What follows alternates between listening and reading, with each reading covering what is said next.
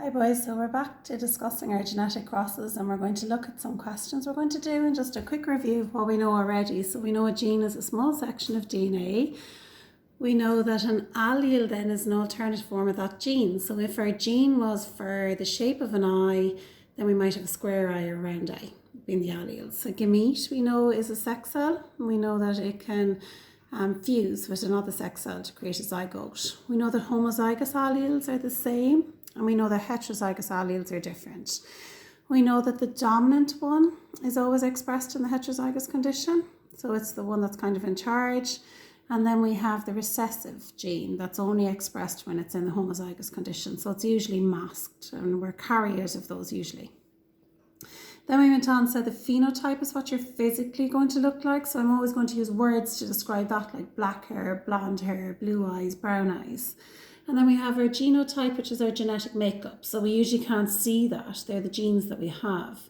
And then I'm going to be using the word offspring for kind of like babies, what's produced. And just the idea that the male, that's the symbol for male. And over here we have the symbol for female. So that gives us a nice review on the questions that we'll be looking at or the terms that we'll be using.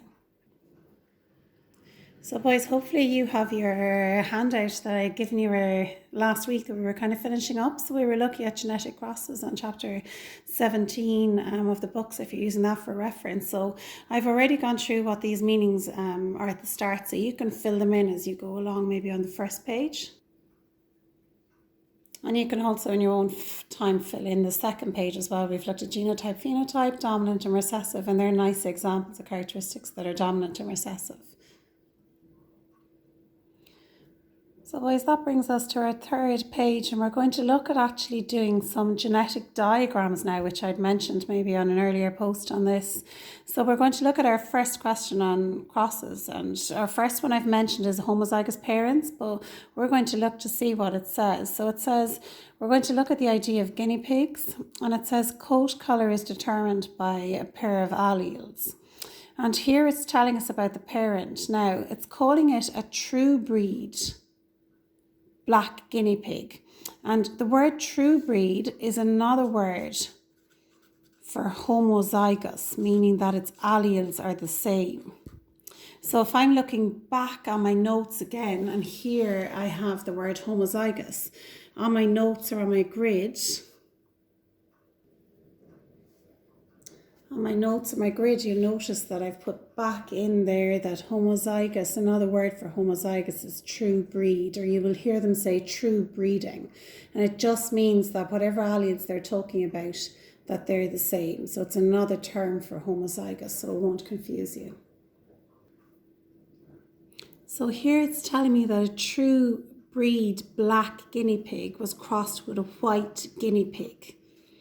And then it's asking me in the question to give the dominant allele for the genes and give the genotypes of the parents and offspring. So I'm going to have to look at creating headings down the side of my sheet. And we will have 7 headings that we put on, or 6 headings that we put into every single cross that we use. So we're going to have a look at those headings first. I will put a screenshot of this onto Teams for you as well, but it's really important for you to know that parents' phenotype is my first. So what do the parents look like? So in that question that we just looked at, they told me that one of the guinea pigs had a black coat, and I'm just doing X for crossing them. And it was going to be crossed with a white coated guinea pig. So I'm just going to write white. So my phenotype are always going to be words. What do they physically look like? It has a black coat and it has a white coat.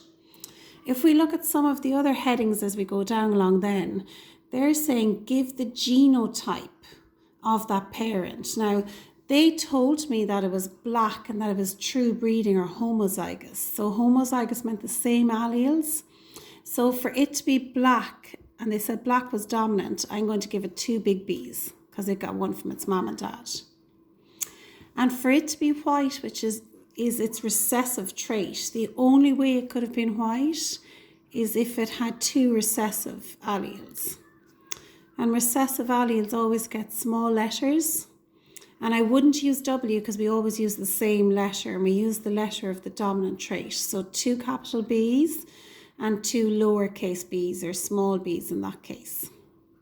So that's our phenotype, black crossed with white, and now we have our genotype, which is 2 big B's by 2 small b's. Now we're going to bring it down even further. This is where our probability comes in, like we said in our last video. So what type of sperm could this male make? Now, he's only allowed to put 1 allele in each sex cell, and the only type of sperm that he can make, all his sperm, they're going to carry a large or a capital B. So I'm just going to draw its allele like it is an actual sperm allele. And if we look at the females, the only allele that she can put into all of her eggs, the only type of egg she can make, is a small b. So when you're trying to figure out what kind of gametes they can make, you always just ask yourself the question, what type of allele can they put into their gamete? And the only type of sperm he can make would be ones that are carrying a big B. And the only type of eggs she can make are the ones that are carrying a small b. And here we're saying the offspring are going to be formed.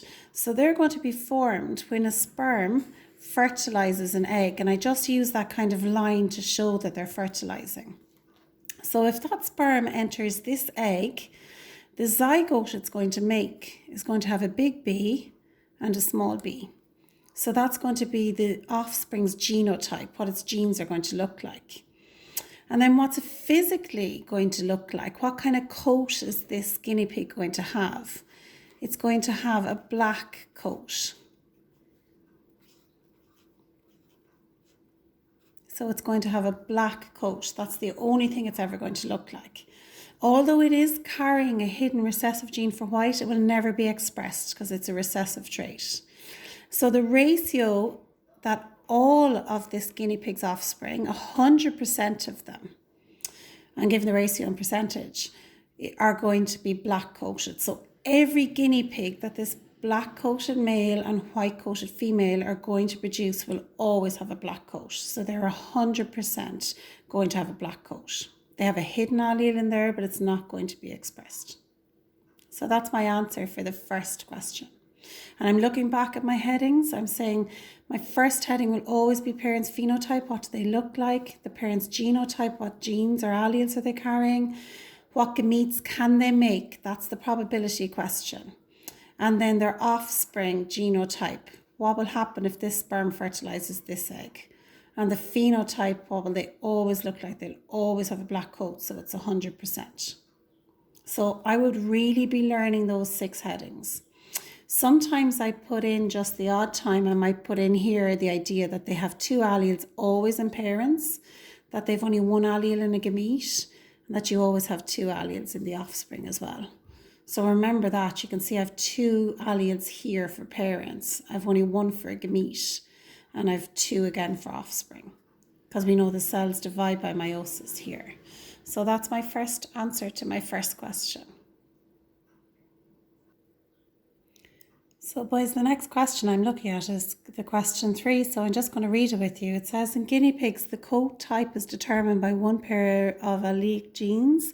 The following cross was carried out. So a guinea pig with a rough coat, so I'm just going to underline that he had a rough coat, is crossed. That just means breeds with or mates with a guinea pig with a rough coat as well. And really importantly, it's telling me the 2 pigs are heterozygous for that condition. And they're telling me also very importantly that rough coat condition is dominant to smooth coat. So that helps me decide what letters I'm going to use as well. So I'm just going to do up my headings first. So we mentioned that we always do the parent's phenotype. So what they look like physically. Then I'm going to do the parent's genotype. Then I'm just going to put it in the gametes as my heading. This is called a genetic diagram that I'm actually drawing at the moment. And then I'm going to put in the offspring's genotype. So what genes are they going to be given? And then I'm going to decide what the offspring are going to physically look like. And then I'm just going to put in the ratio of them as well. Okay, so if I'm going back to my question again, I'm looking at my question, and this part's really important. Rough condition is dominant to smooth. So I'm just going to do rough, and I'm just going to use the greater than sign for dominant to a small or. And I'm just going to remind myself that this is rough and that this small or is representing smooth. And we always use the letter of the dominant trait. So I'm just going to put in here that the parents, so they told me it was going to be a rough guinea pig, rough coated guinea pig by itself. And very importantly, they told me that both of these were going to be heterozygous in the question. So the genotype is going to be a capital R and a small r for that parent. And for this parent, it's going to be crossed by a capital R and a small r. Okay.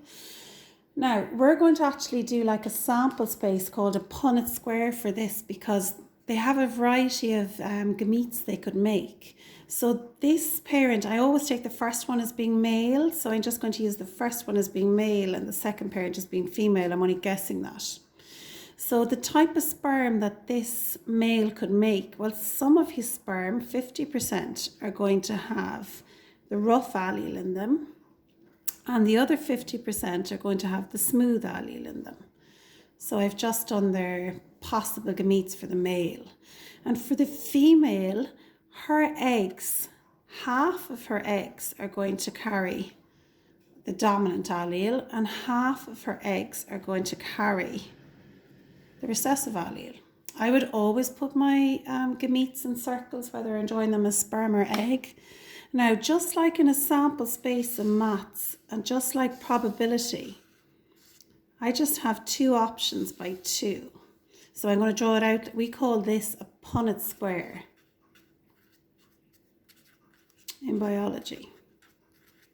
So in my Punnett square here, if this sperm fertilizes this egg, the offspring will have two capital R's. If this sperm fertilizes this egg, the offspring will have a capital R and a small r. If this sperm fertilizes this egg, and I should have given that sperm a little tail because it's still the male sperm, I would have a capital R and a small r. Now you might notice if I was multiplying, it looks here like the small r comes first, but we always put the capital letter first. And if this sperm fertilizes this egg, we're going to have two small r's. So hopefully that should be clear. And if I'm looking at what their phenotypes could possibly be, if I'm looking here, although it is homozygous dominant, it's still going to have a rough coat. This is still going to look like it has a rough coat, and this guinea pig is still going to have a rough coat. So in terms of what's happening here, I'm going to have 3 guinea pigs with a rough coat. And then I'm just going to have 1 here with a smooth coat.